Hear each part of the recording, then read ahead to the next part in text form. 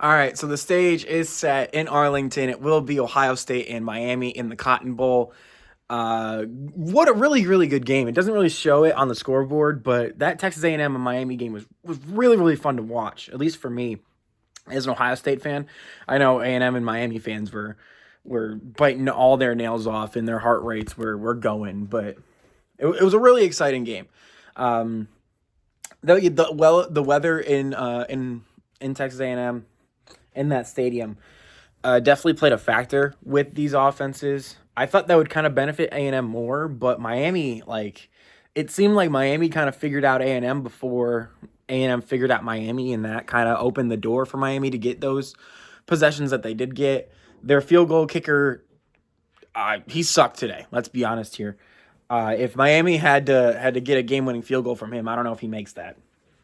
And I know as Ohio State fans, we all are talking about Jaden Fielding and how bad he has been in his career as an Ohio State guy in clutch situations. Uh, he was never really that bad. He'll miss kicks, but Ohio State will only really have like they'll only they don't get held over and over again like Miami did, and when Fielding, the only game that he's missed multiple kicks is the Michigan game in Columbus. And I think that's the only time he's really missed like multiple kicks in a game that I can at least think of. Maybe there's another one that I'm just like completely forgetting, but I don't think there is. Um but missing, what was it, 3 or 4 kicks in the same game in this, I'm probably at least he missed at least 2 in the same half. So, yeah, the wind definitely played a factor in that, and some of those were not his fault. The wind just kind of took it. When he doinked the other one, though, that was it. That was all him. He overcorrected and he missed. So, luckily for Miami, that never came back to bite them, and they ended up winning the game. Great defensive play by whoever that was. I don't know Miami's names really on defense, and it was a great play. Ball was a little underthrown, but it wasn't horrible. I think there was a good decision to throw that ball, especially if there was like 38 seconds left in the game.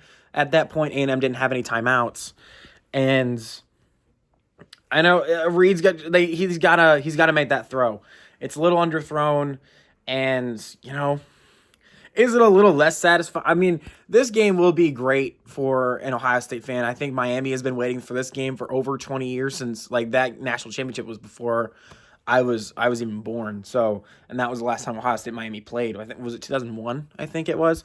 So, you know, we'll see. This is going to be a really good game. Beck did a really good job of not turning the football over today. He did have that one fumble. But it wasn't. It didn't. Like A&M didn't. I don't think they scored on that field goal. I don't think they scored the field goal on that drive. I don't. They. But he didn't throw picks. That's what I'm trying to say. When Beck fumbles the ball, he doesn't necessarily become Carson Pick. So, and when his interceptions come in bunches. And if you're Matt Patricia right now, and regardless, I was saying this at like halftime of this game. If you're Matt Patricia and Ohio State's defense, you're licking your chops right now, because those offenses looked not great, and they looked like they were getting confused by the other's defense. And Ohio State, and especially Miami's offensive line was getting real confused on what A&M was throwing at them. And A&M has a really good defense, especially on third down. I think they laid the country in third down percentage. I think it was like 33% or something like that I saw on the graphic. But it's good for Ohio State, who, the Texas game, the Michigan game, and all these big games, they are confusing the offensive line. They didn't really do a good job of that against Indiana, but I think some of that was Mendoza and his experience and him getting the ball out when he needed to, and finding the holes in the defense. And Beck has kind of struggled with that at times, And if Ohio State can get one interception, there's going to be two. And if there's going to be two, there's going to be three. So if Ohio State, who has done very well at capitalizing on opportunities their defense gives them. The Indiana game in the Big Ten Championship, Ohio State intercepts the ball and Ohio State scores their only touchdown of the game, but that was set up by, I think, Igbinosun picked the ball off. Yeah, it was Iggy. So Igbinosun picks the ball off, and Ohio State capitalizes and scores a touchdown. So they've always been opportunistic with that stuff, and if you were Carson Beck in Miami, you cannot give Ohio State opportunities like that. That is a good way to get blown out in the Cotton Bowl. And in the back of my mind, I was like, I don't know if I want to play A&M because it's in Jerry's world. It's in Texas. Last year against Texas, the semifinal game, Cotton Bowl, conveniently, Texas had the majority in that crowd there. And it kind of affected Ohio State. Ohio State, of course, still won the game and went on to win the national championship. But, it's good for Ohio State to not be able or not to have the know that you are going to go into a crowd that's going to be, the majority is going to be against you. Now, that very well, Miami could still pack the crowd there. And it's probably likely that they do. But Ohio State fans travel just as well as Miami fans do. And, we'll see. I was scared that one of these teams was going to come out red hot and do what Ohio State did, They come out red hot, they get momentum, and because Ohio State has been off for so many weeks now, maybe they come out a little slow, which is what Ohio State has been doing for a few weeks here. They come out slow, and then they get up there once they get warmed up. Miami and Texas A&M did not start very well at all. It was 0-0 at half. And you can, like I've said it, the elements did play a factor in that. But even if this was a bowl game, who's scoring over 20 points in this game in a neutral site? Even if it wasn't a neutral site, let's say A&M had a dome and the weather just is not a factor, or it's overcast and not windy at all. Do any of these teams score over 20 points? I don't know. I don't think they do. I think it's probably more likely that Miami does over Texas A&M because Texas A&M did not have a good day offensively, really, up until that last few drives where they really ended up driving down the field. And even then, they were bailed out by a roughing the passer call. That was not a roughing the passer. That was a soft call. But college football, that's what happens, So it's whatever. But this will be, I think it's a 7:30 game in Arlington in Jerry's World for the Cotton Bowl. Miami and Ohio State. Ohio State, of course, trying to defend their national championship from last year. Of course, if Ohio State can get by Miami, there's a very good chance that Georgia is waiting in the next game. And Ohio State fans, all they've been wanting to do since 2022 is get another crack at Georgia. And I know that's what I wanted to do. This whole season, I'm like, if we can get either Georgia or Missouri in this playoff and beat them, that's huge. And especially since Ryan Day, against teams not named Michigan, he has come out and destroyed teams that he has, lost to. Not named Michigan, of course. Clemson beats them in 2020, takes them back 15 years. Clemson does make the college football playoff last year. We all know that now that is a fluke, and Clemson is back down to irrelevancy. Penn State gives them a few scares. No one's scared of Penn State now. So teams like that. And Ryan Day has been really good about his revenge kind of thing. And Ohio State as a whole, as a program, has been really good at that. But this is your shot if you're Ohio State. We cannot look ahead to Georgia, who will probably be playing either Ohio State or Miami in the semifinal. I don't think Ole Miss is beating Georgia. Right now, as we speak, Tulane is losing to Ole Miss 14-3 the last time I checked the score. And, I don't really see Tulane beating Ole Miss. I don't see Ole Miss beating Georgia. So, what it is what it is. But this is all about, beating Miami and maybe playing Indiana in the national championship and getting your revenge on Indiana for the Big Ten championship. So that would be cool. Other news that Oregon does have a few of their wide receivers back. If I'm Indiana, I'm praying that Texas Tech beats Oregon. because Oregon's not losing to James Madison, and Oregon's healthier than they have been in the past month. So we'll see. But if I'm Indiana, I'm hoping and praying that Oregon loses to Texas Tech. Because unless Bama beats Indiana, which I really don't see happening, it very well could. I don't see it happening. But, like, sorry to get off topic here again, but, like, imagine if I told you 10 years ago that Indiana and Alabama would be playing in a college football playoff game, and Indiana not only is the number 1 seed, but will be favored by probably more than 7 points. I don't know if the spread has come out yet. If I had to guess, it would probably be 8.5, 9.5 maybe for Indiana. Imagine if I told you that Indiana would be favored against Alabama 10 years ago. You would have called me insane. But it's reality.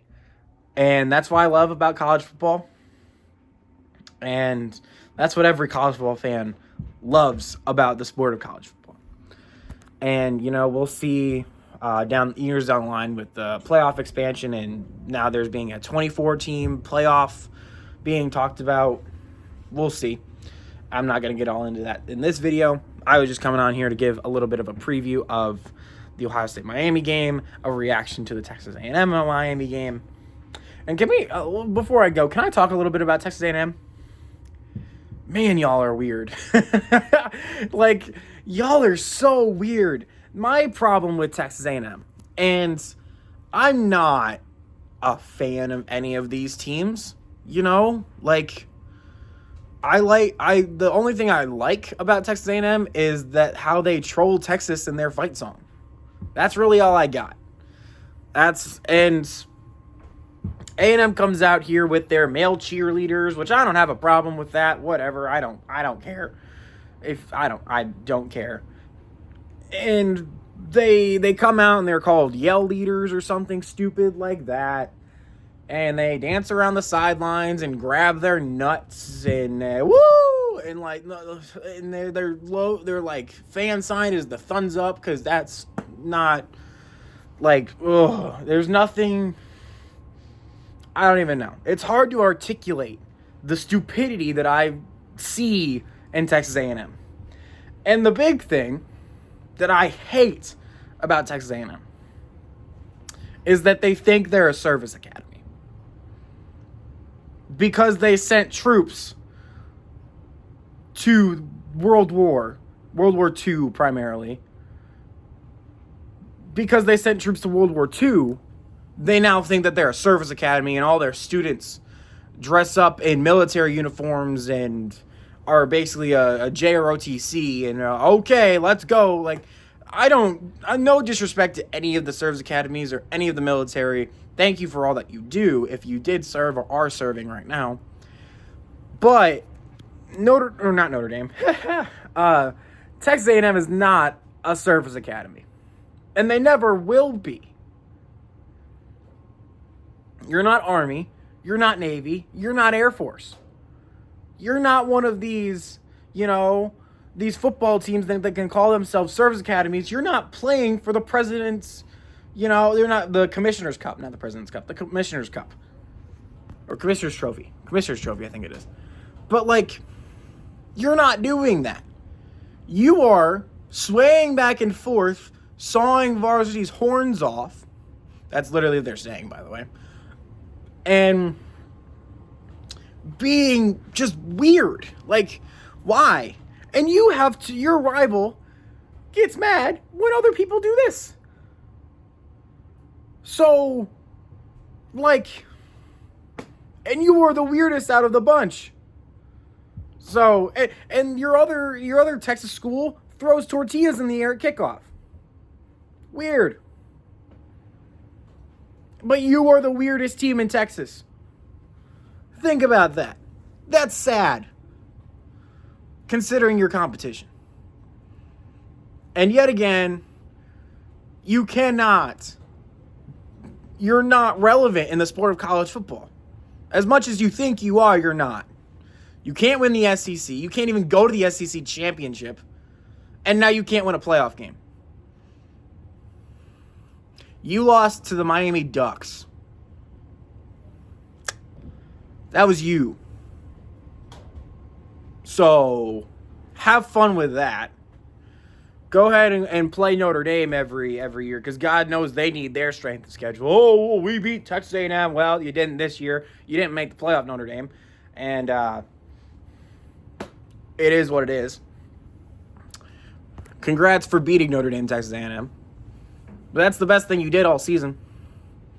You played the bottom tier SEC teams and expected to be a top 3 team, and then you can't beat Texas. A team that Ohio State beat. A team that Florida beat. A team that Georgia beat. Can't go to the SEC championship. And now you can't beat Miami. A team that got blown out by Georgia Tech.